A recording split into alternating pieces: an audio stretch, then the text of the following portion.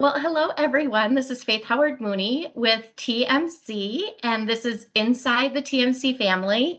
And I feel so fortunate today to have Keith Canter, who is the CEO of First Community Mortgage. He's also the president of their FCM Cares part of their company, which I love to follow because they always do great things. So thanks for doing this with me, Keith.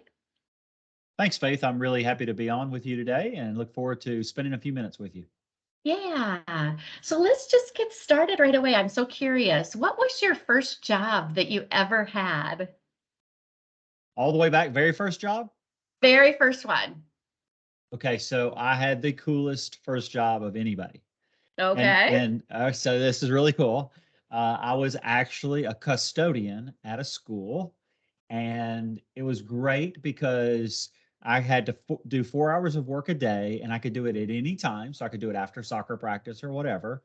I had keys to the school, which meant unlimited ice cream sandwiches and chocolate milk. And I had use of the gym. And then on the weekends, I'd bring my friends in and we'd play in the gym. I just had the run of the school as long as I did my work. And I just felt it was a really cool first job. That is probably the coolest first job I've heard yet.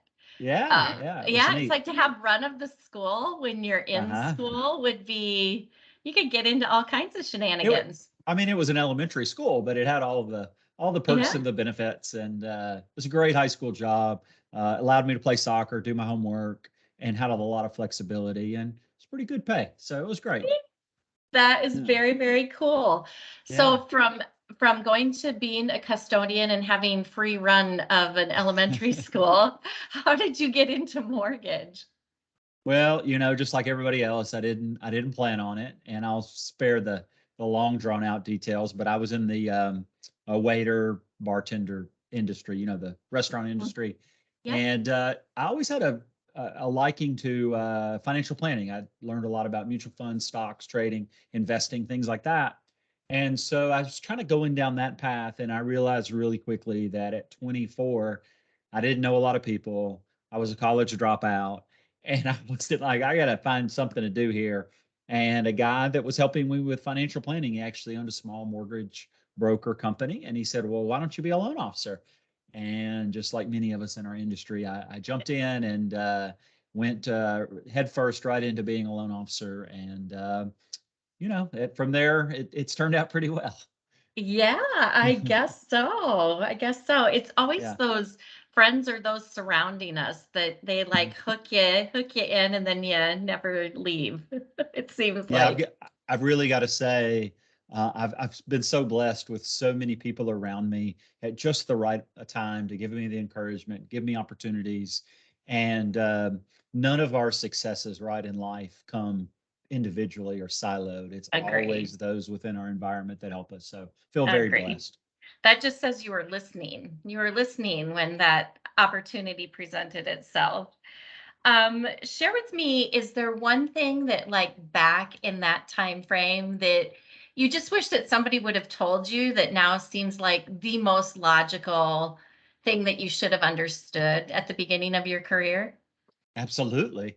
I started my own company 2 years into the journey of a loan officer out of being naive, thinking, well, wait a minute, they're only paying me this much of the commission, but there's all the rest left. So I'm going to go start my own company and I'm going to get all of that. And then I realized, well, wait a minute. There's rent and there's insurance and there's all this overhead. And if you're lucky, you're going to make, 10 or 15, maybe 20% of that big remaining pie. And so it was out of complete naivety or whatever you want to call it, that just ignorance, really, that I went and started my own company 2 years into my loan officer career. But as just as it would work out, we just kind of figured it out. I figured it out and grew it from there. And then that's kind of where I sold that company into what is now First Community Mortgage about 6 years later. So it all worked out, but I was a very naive young man. Painful lessons that we learned when we Yeah. were much younger, for sure. Yes. If you Yeah. weren't in mortgage, what would we find you doing? I don't know. That's a great question. I haven't really thought about it. I would say anything where I'm serving others. I've been in the service industry all my life, whether it was, cleaning up the school or serving a drink or serving a meal. And then getting into being a loan officer. I've always viewed our organization as we serve four primary stakeholders, right? We serve our clients, we serve our employees, we serve our shareholders, and we serve our community. And really, if all four of those stakeholders aren't winning, we really aren't having true success. So, outside of the mortgage business, I'd want to be serving others. I would want to be bringing value to others, or be Great a professional. answer. How about be a professional golfer?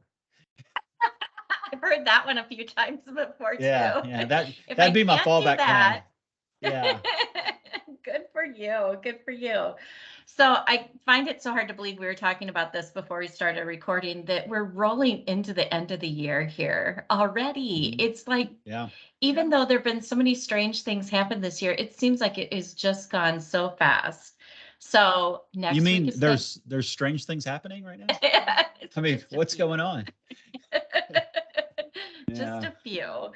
Um, so next week is Thanksgiving already, and anybody that follows you, and everybody should follow you on LinkedIn, but anybody that follows you on LinkedIn knows kind of what your core values are and what you're thankful for. So I won't go there, but I will ask you, huge foodie holiday Hmm. Thanksgiving is. So share with us what your favorite Thanksgiving food is.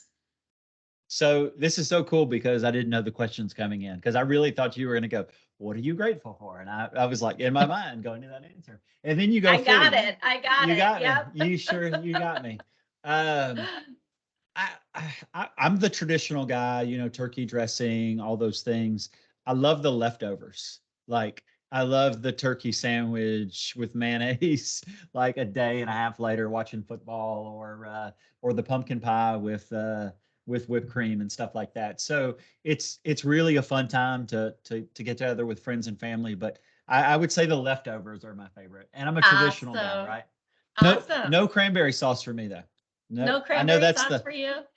isn't that the one that's always gets argued over is like cranberry sauce, or is there another one For maybe me, that it's you've heard? pumpkin pie. There So you no go. pumpkin There you go. pie for me, no cranberry Yeah. sauce for you, but I'm pretty Yeah. traditional too. And I absolutely, my father was the one man that I have known who loved leftovers probably more than anyone else.